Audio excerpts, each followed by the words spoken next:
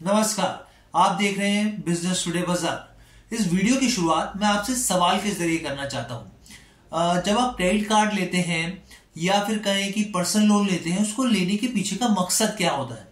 जाहिर सी बात है कि जितनी आपकी कमाई है उस हिसाब से आपके खर्चे पूरे नहीं हो पाते। हाँ, वो अलग बात है, कुछ अलग से एग्जांपल्स होते हैं कि लोग दूसरी वजह से भी लेते हैं, लेकिन मेन कंसर्न यही रहता है कि आपके पास इमरजेंसी फंड नहीं होता या सेविंग्स नहीं होते तो आप इनका इस्तेमाल करते हैं। बहुत ही जरूरी याद पड़ती है जब कोई चीज, तो ऑब्वियस सी बात है कि लोग पर्सनल लोन लेते हैं, क्योंकि उनकी जो दरें होती हैं वो काफी ज्यादा हाई होती हैं। इनको अनसिक्योर्ड लोन भी कहा जाता है। अब आरबीआई की एक रिपोर्ट आई है, वो रिपोर्ट इस अनसिक्योर्ड लोन को लेकर बहुत ही हैरान करती है। आप सोचिए कि इस अनसिक्योर्ड लोन को लोग ले रहे थे तो उसका इस्तेमाल कहाँ कर रहे थे, ये आपको भी चौंका देंगे। जी हाँ, खबर बड़ी दिलचस्प है और बहुत ही सीख देने वाली भी है। मैं आपको पूरी कहानी बताऊंगा, लेकिन उससे पहले आपसे गुजारिश है कि हमारे चैनल बिजनेस टुडे बाजार को लाइक, शेयर, सब्सक्राइब करना मत भूलिएगा। दरअसल आरबीआई की फाइनेंशियल स्टेबिलिटी रिपोर्ट आई है, जिसमें बहुत सारी चीजें बताई गई हैं और बहुत ही हैरान करने वाली चीजें बताई गई हैं।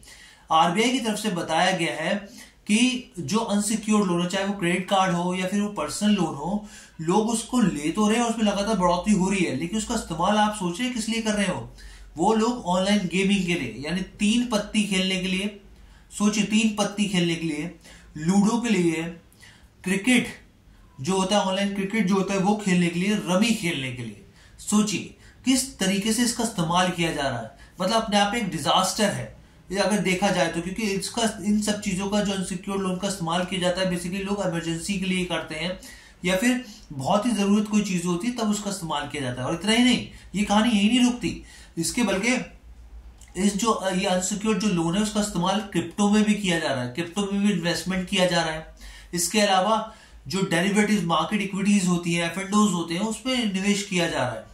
अब इसके मायने इस हिसाब से लगाए जा रहे हैं, देखिए कि लोग एक तरीके से जुआ खेल रहे हैं, और वो भी अनसिक्योर्ड लोन को लेकर। और आरबीआई का सबसे बड़ा कंसर्न यही था। अक्टूबर में आरबीआई गवर्नर शक्तिकांत दास ने बार बार अनसिक्योर्ड लोन को लेकर जिक्र किया, बैंकों पर प्रेशर डाला कि इसको बेसिकली इन सब चीजों पर ध्यान दिया जाए। इसके अलावा नवंबर में आरबीआई गवर्नर ने इसके ऊपर प्रेशर डाला और साफ तौर पर रिस्क वेटेज को लेकर इस तरह की कंसर्न जताए कि आने वाले दिनों में स्थिति ज्यादा खराब हो सकती है अनसिक्योर्ड लोन को लेकर। और तभी हमने देखा कि किस तरीके से बैंकों ने इसके ऊपर कदम उठाए। लेकिन आप सोचिए कि एक शख्स, और इसमें सबसे बड़ा कंसर्न देखिए कि 40 साल से कम उम्र के जो लोग थे, 40 ईयर से कम एज के लोग, वही ये सब चीजें कर रहे थे। इस रिपोर्ट में ये भी कहा गया है। अब आप सोचिए कि एक इंसान जिसको अपनी वेल्थ को बढ़ाने के बारे में सोचना चाहिए या फिर अपने खर्चों को और सीमित, अच्छे से बेहतर तरीके से खर्च करने का सोचना चाहिए, ना कि इतना बड़ा रिस्क लेना चाहिए, क्योंकि ये सब पूरा लक के ऊपर है, गेम ऑफ लक जिसे कहा जाता है। कि अगर मान लीजिए 3 पत्ती में आप जीत गए, आपका लक चल गया तो ठीक है, आप वो पेमेंट कर देंगे, नहीं करे तो आप डिफॉल्टर बन जाएंगे। वही चीज रमी में होगा, वही चीज क्रिकेट में होगा, वही चीज क्रिप्टो में होगा, और वही चीज शेयर मार्केट में भी होगा, साफ तौर पे, क्योंकि आप एक गेम ऑफ लक के हिसाब से चल रहे हैं यहाँ पर। और यही चीज आरबीआई ने भी अपनी रिपोर्ट में यहाँ पे कहा है, जो फाइनेंशियल स्टेबिलिटी रिपोर्ट के हिसाब से बात की गई। मैं आपको एक आंकड़े के जरिए समझाता हूं। एक रिपोर्ट आई ट्रांस यूनियन की, जो सिविल रिपोर्ट की बेसिकली बनाती है ट्रांस यूनियन। उसका साफ तौर पे कहना है कि पर्सनल लोन को लेकर डिफॉल्टर्स की संख्या में बढ़ोतरी हुई है। उनका दावा है कि 2022 में ये जो संख्या थी पर्सनल लोन को लेकर 31% थी डिफॉल्टर को लेकर, लेकिन 2023 आते आते ये संख्या 32.9% बढ़ गई है।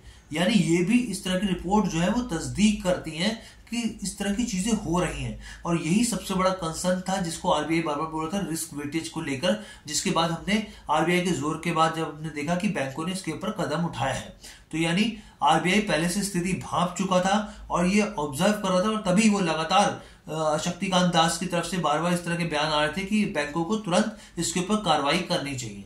तो ये खबर हम लोग आपके सामने लेके आए थे कि किस तरीके से देखिए पर्सनल लोन का इस्तेमाल किया जा रहा था, लोग क्या अपने फाइनेंशियल गोल्स के साथ किस तरीके से खिलवाड़ कर रहे थे, और ये स्थिति आपके सामने रखी मैंने। कैसी लगी आपको वीडियो, हमें कमेंट करके जरूर बताइएगा। बिजनेस टुडे बाजार के साथ जुड़ने के लिए आपका बहुत बहुत धन्यवाद।